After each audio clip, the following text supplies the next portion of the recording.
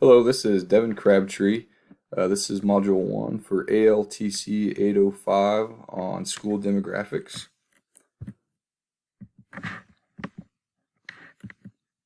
So, school and community. I live in and work in Chanute, Kansas, in this United School District 413.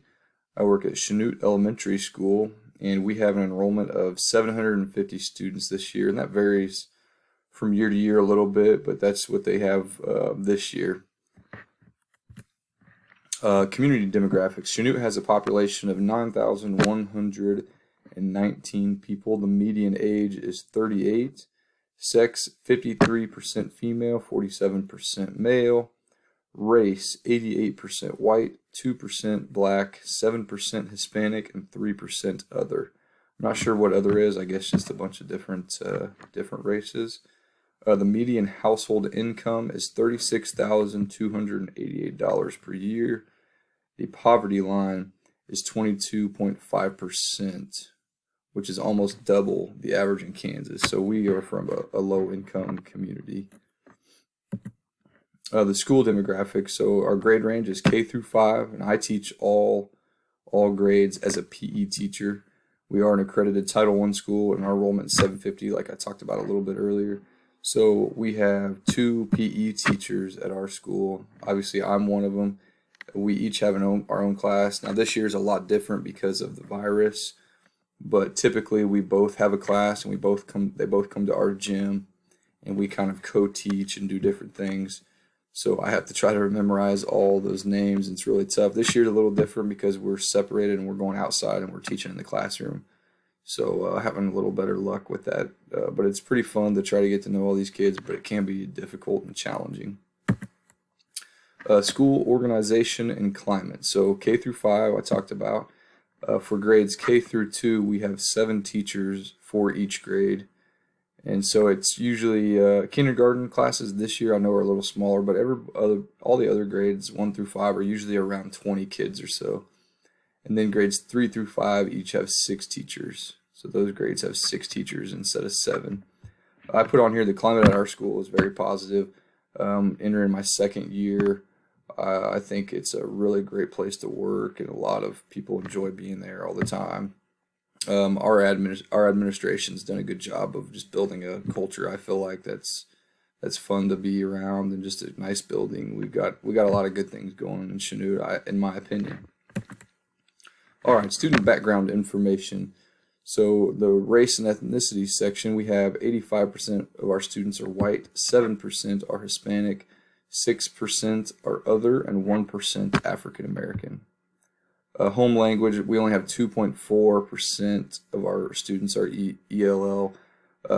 I can think of 2. It's really just like one family in our whole school that Spanish is their first language.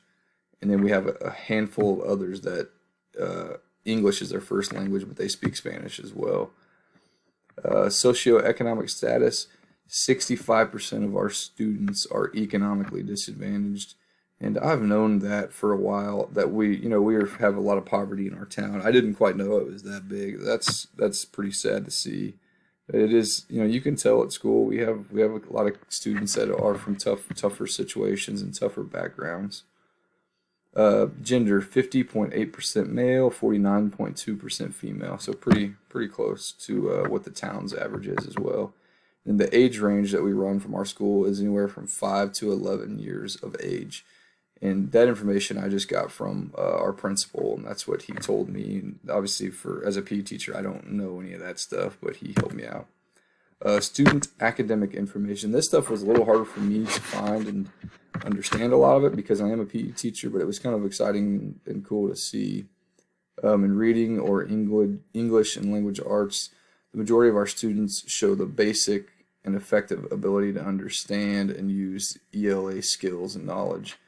We did have 23% in 2019 that showed a limited ability. Most of ours and all of these are like pretty average and right in the middle. We did have a few that were a little different. In math, 42% of our student population had the basic understanding, 25% have an effective ability, and 22% had a limited ability. Always right around that 20% range with limited ability. Science was actually our worst subject in 2019. 37% of our students had a limited understanding of science skills and knowledge. That kind of surprises me. But social studies, almost half of our student population had the basic ability to use and understand history, government, and social studies skills. All right, educational options. Educational placement was the first one. So this one's tough for me too, and I actually emailed my principal at the beginning of this week, and I never heard back. So I asked a few teachers around, and they gave me some basic ideas and thoughts on this stuff. So our students, for educational placement, our students are observed, and just to see if they are in need of any special education services or gifted services. So my understanding is that a teacher notices or has any thoughts, they talk to the right people and get them in there. In PE, we don't have to do any of that stuff or worry about it. So we do have learning accommodations, which is the next one. So I know in the classroom, there's preferential seating, so kids that have a hard time hearing or seeing get places that they need to be or just away from people.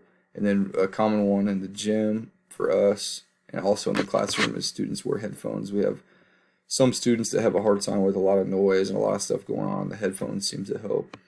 But in PE specifically, learning accommodations, we have adapted PE with our students with disabilities. We have stuff planned out for them and different equipment they can use and different games that we'll play that they can still be a part of and join in on the fun. So it's great for us.